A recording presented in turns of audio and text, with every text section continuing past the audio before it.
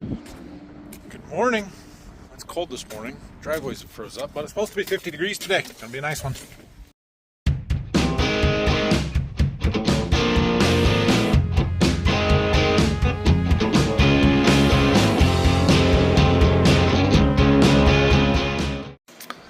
All right. Well, the crop insurance decisions have been made, and all of that is figured out. Well, we're going to talk about that here in a little bit, but I'm going to get back to working on the planter for right now. Brock's going to be here in a little bit, so I want to get some stuff done so that he can keep working on these back 4 rows here.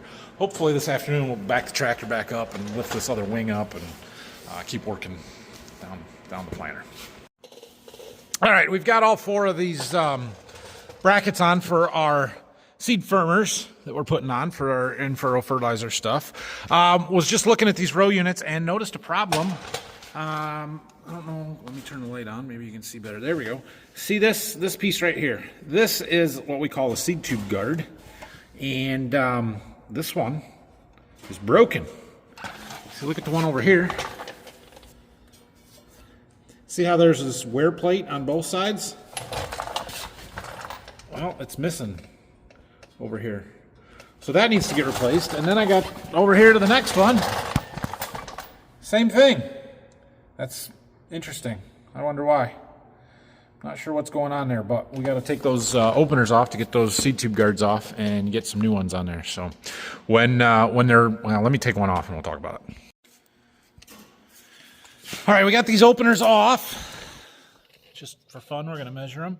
They're just a touch shy of 15 inches, still in really good shape. All right, now let's go up here and look at this seed tube guard.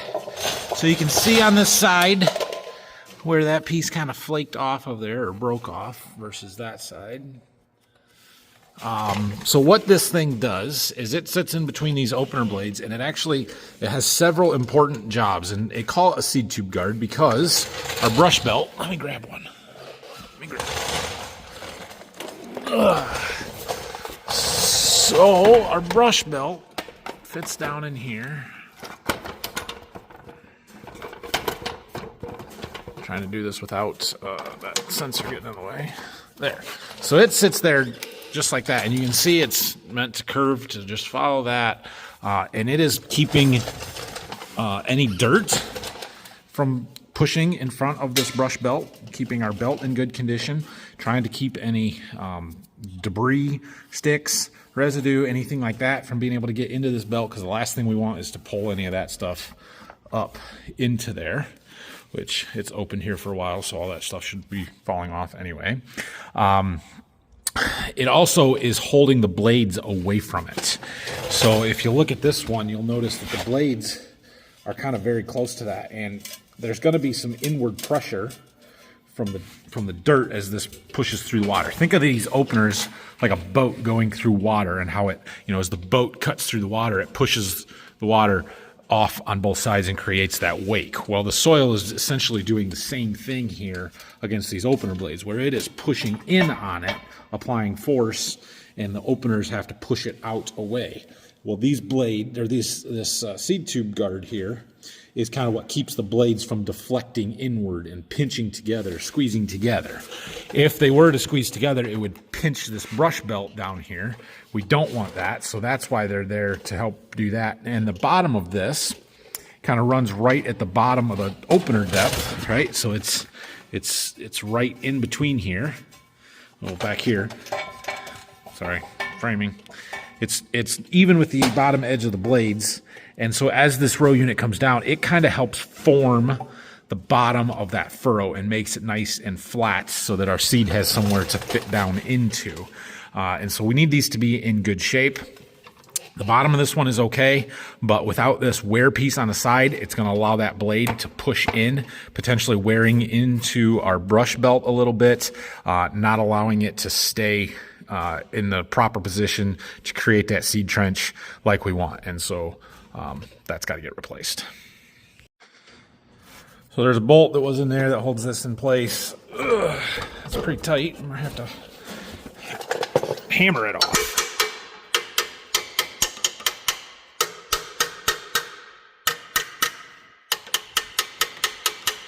It should slide forward.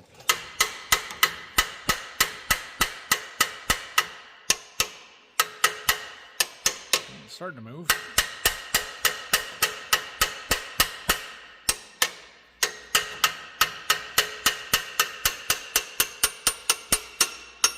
There we go. You do not want to break this little tab off on the bottom because that's all part of the row unit shank, and you don't want to have to buy a new one of those just to put that on there. So anyway, here's this. I'm sure there's a part number right there. We'll get a couple of them coming. I should look at the rest and make sure we're not missing any. I didn't notice any on that wing, but now that I found 2 in a row here, it makes me want to double check. That is a little thing, right? Just missing that wear piece on the side. But little things make a difference on planters. The planter is one of the most critical pieces of equipment on the farm as far as doing a good job and, you know, setting our crop up for success for the season. And if you don't get little things like this right, you're starting off behind. And, you know, if you want to raise 150 bushel corn, you'll be fine. If you want to raise 250 or 300 bushel corn, you got to get all the little things right. Glad I went back and checked that. There was 2 on that other wing that we missed. And there are 9 on the planter total. So I don't think I have any of that style in the parts bin over here. I will double check, but these are different than what's on the other planters, so I doubt we have any. But we can get them ordered. Here is one off of the bean planter. Different style. Doesn't use the bolt to secure it in place. It just kind of twists and puts on there. Does not have the wear pieces on the side, but these wear out a lot faster. And you're not protecting the brush belt, you're only protecting a seed tube, you know, plastic seed tube. It looks something, yeah, I don't really like that. Anyway, it's just a different style for different purpose, not really a different purpose. It does the same things, just much less demand on it, I guess, without that brush belt there and everything. So we'll get 10 of them ordered. That way we'll have an extra one to put on the shelf.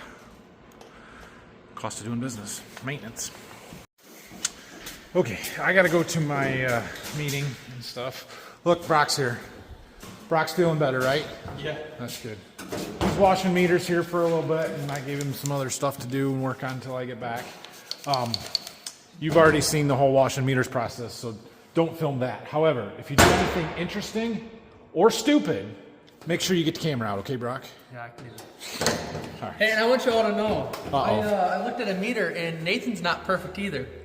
So I looked at one, and the big old piece of tree bark inside of it. Not a big old piece of tree bark. It was there was a noticeable little from a piece mile of away. there was a little piece of tree bark wedged behind a piece of plastic, and I saw it, not you. Unacceptable.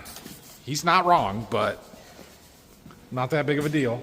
The bigger issue is the fact that there's tree bark in our meters. That's a problem. It's a problem. Not this year, right? Not this year. We're not doing that again.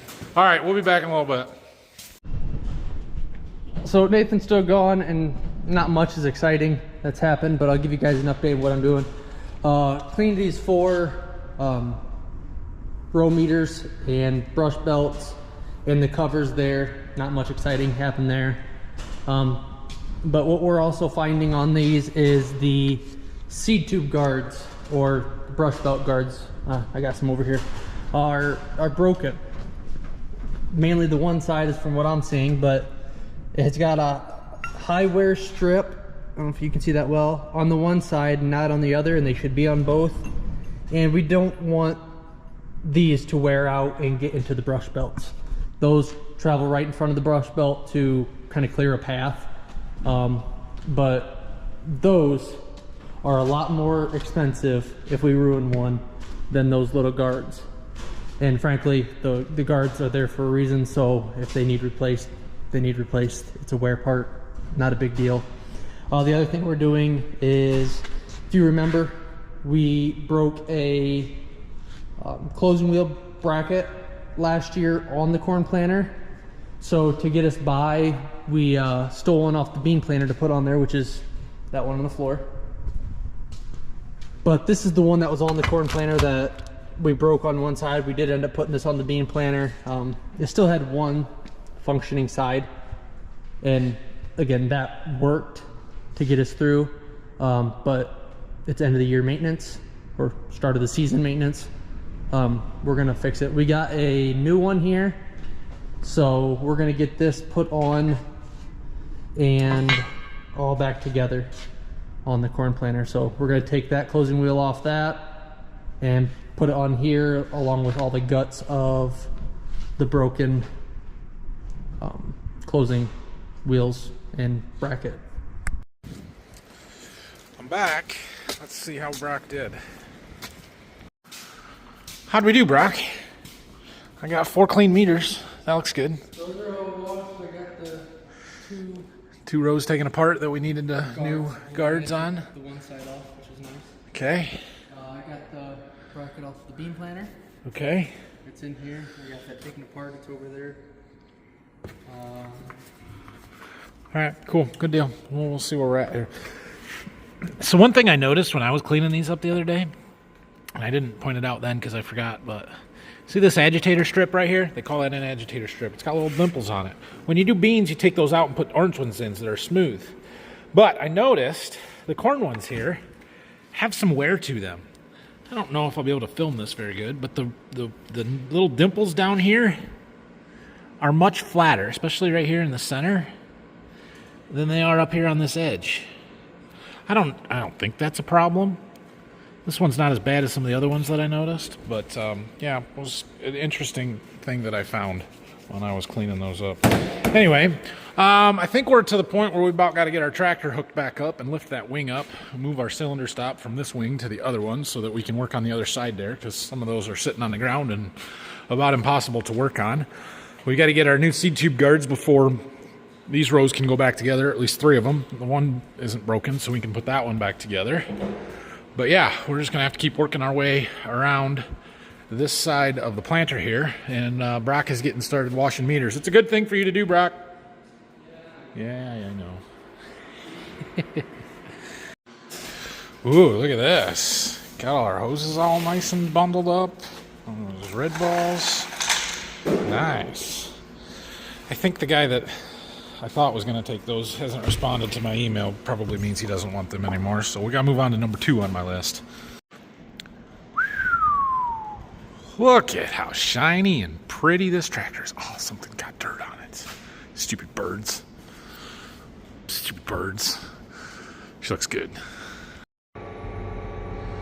So Brock is moving our stop. I got the hydraulics and the electronic stuff. Problem was when I lifted that wing wheel, the center went down. So we're gonna see what happens when I do this. I don't like that.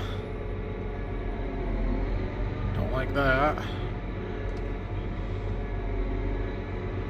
They're out of kilter. Bummer. Well, it's all up at least. I guess we'll be all right. Okay, after careful consideration, we decided we don't really need this unfolded anymore. We needed it unfolded to get our wire harness and the tubes and all that stuff done in there, in between the tongue and the row units, the wings and stuff. So we just folded it back up and lifted it up a little bit. I set that on some blocks so that we got a little more height, and we're gonna work on it like that. A little easier to get to anyway. Well, that gives us a little more room to work over here anyway. So this wing all needs to come apart. So we're going to pull all the meters, the brush belts, the little covers there. We'll pull gauge wheels off so we can get in there and get the new seed firmers put on, and we'll do all of that. I got this one, the closing wheel tail, off. It is right there because last year we broke one. This one right here. Broke the bottom of this off, and we lost our wheel. It's still laying out in the field somewhere. We never did find it. But we were basically done planting beans at that point, and it was more important to have 2 closing wheels on a row for corn than it is for beans.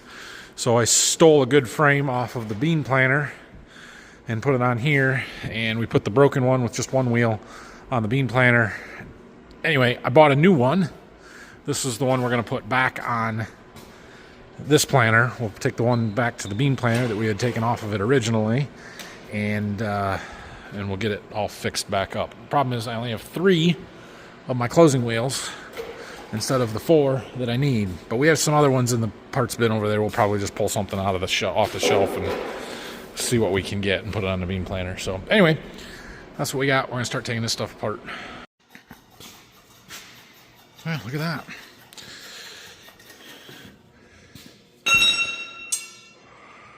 Cool.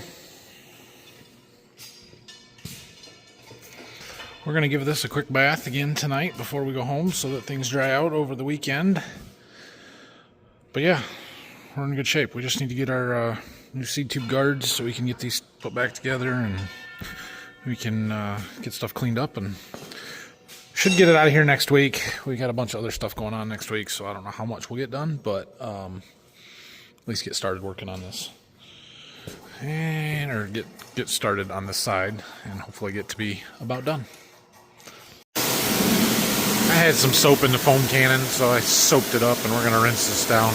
Mostly it's the dust from underneath those covers and the meters and stuff that we didn't take off when we washed it this summer, so it never got clean. But there's a lot of sensitive and high dollar electronics in there, so we want to stay low pressure and away from it.